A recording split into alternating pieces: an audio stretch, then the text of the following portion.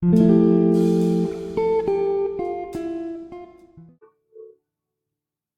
Ginoo manaa kaninyo. Maana usab kanimo. Pagbasa gikan sa santos nga ebanghelyo sumala ni San Lucas. Himayaon ikaw o Ginoo.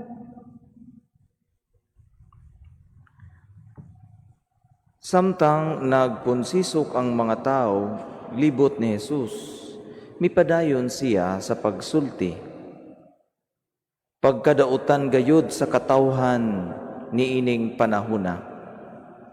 Nangayo silag usa ka milagro nga ilhanan sa pag-uyon sa Dios. Apan walay ihatag kanila gawas ni adtong milagro nga nahitabo kang Jonas. Ingon nga si Jonas mao'y usa ka ilhanan alang sa mga tawo sa Ninibe. Ang anak sa tawo usab mao'y mahimong ilhanan alang sa mga tawo niining panahuna. Sa adlaw sa paghukom, ang rayna sa habagatan mubangon ug musudya sa mga tawo niining panahuna. Kay mipanaw siya katunga sa kalibutan aron lang pagpamati sa makinaadmanong mga pagtulunan ni Salomon. Ug hibalui nga dinhi ani ay labaw pa kang Salomon. Sa adlaw sa paghukom, ang mga tawo sa Ninibe mamangon ug musudya kaninyo, kay naginulsol man sila sa ilang mga sala sa pagkabati nila sa wali ni Jonas. Ug hibalui nga dinhi ani ay labaw pa kang Jonas.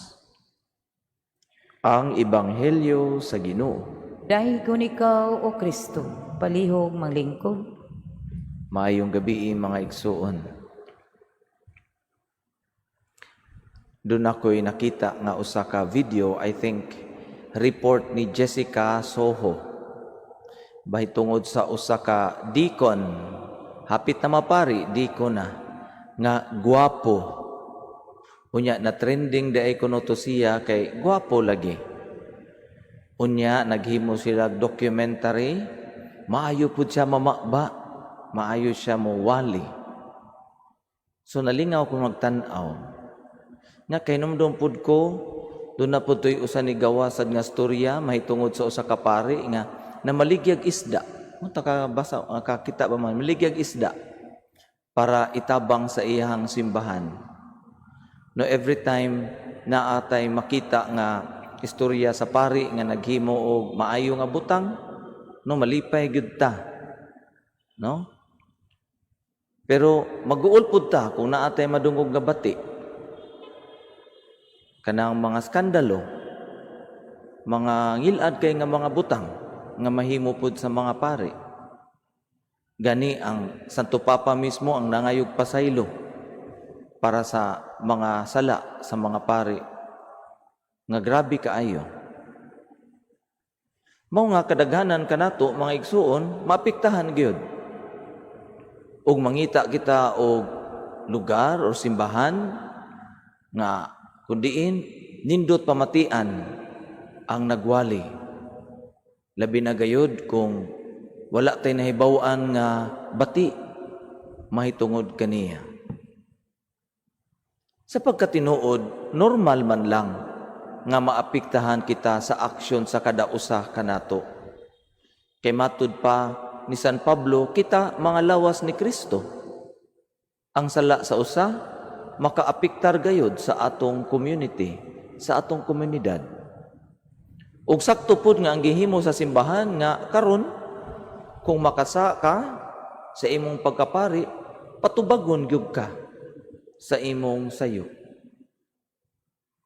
Pero sa atong ebanghelyo mga igsuon, atong nadungog nga inigabot sa pulong sa Dios kung diin ang pari maoy magwali ug ang mga tao ang maminaw, ang atong tulubagon ang Dios lamang. Ang Dios lamang. Kung unsay iwali sa pari, mamaayo man siya muwali o dili,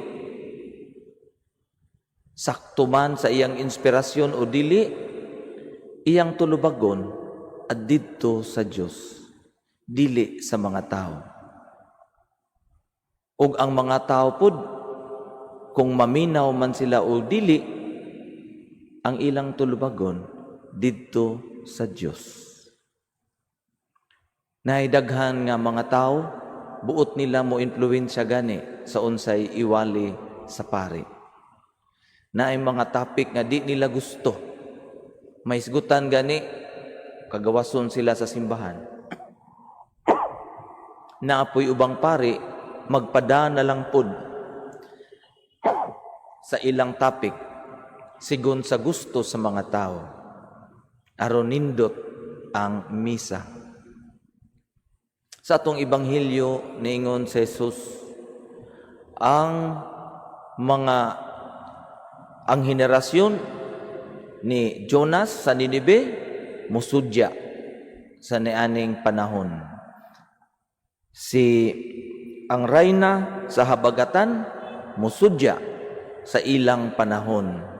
Kay nganuman naminaw sila sa pulong sa Dios.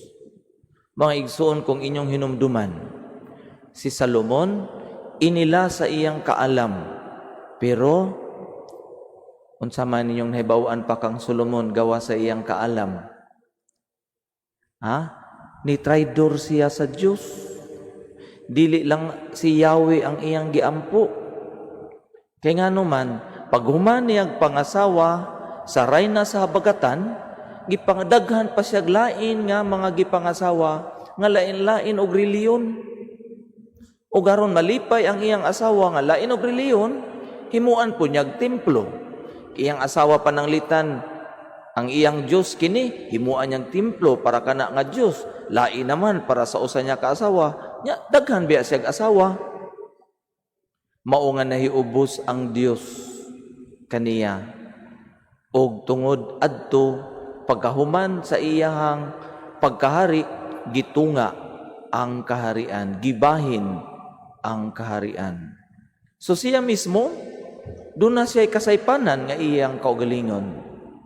Apan, ningon ang Dios, ang rayna sa bagatan na minaw sa mga pulong ni Salomon. Si Jonas mga igsuon, kung wala ka mo malimot, dili tabiya siya ganahan musunod sa Dios.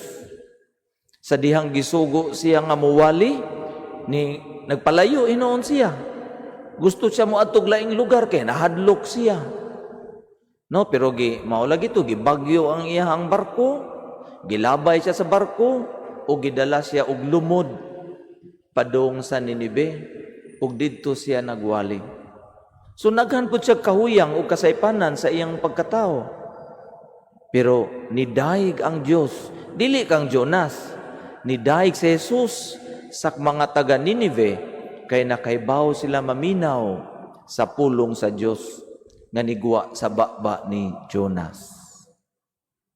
Ang kada pari, ang kada tao nga mohatag sa pulong sa Dios, nagawali siya nga daw gikulbaan mga igsuon sa tinuod lang. Gikulbaan nga sa iyang pagwali mahimo siyang magkulang siya sa paghatag sa pulong sa Dios. Siya gikulbaan nga sa iyang pagwali basin siya mismo wala nakahimo sa iyang giwali diha sa mga tao. Apan matud pa sa akong giingon, ang atong tulubagon inigabot sa pulong sa Dios, ang tulubagon sa pari ug ang tulubagon sa mga naminaw didto sa Dios. Mao nga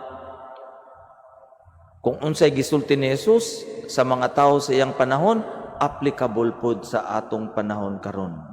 Kay bisag kinsa pa na ang tao nga iyang gigamit para mohatag sa iyang pulong, maganahan man tag sa di kana pulong sa Dios nga iyang gihatag para sa tagsa-tagsa nato nga kinabuhi.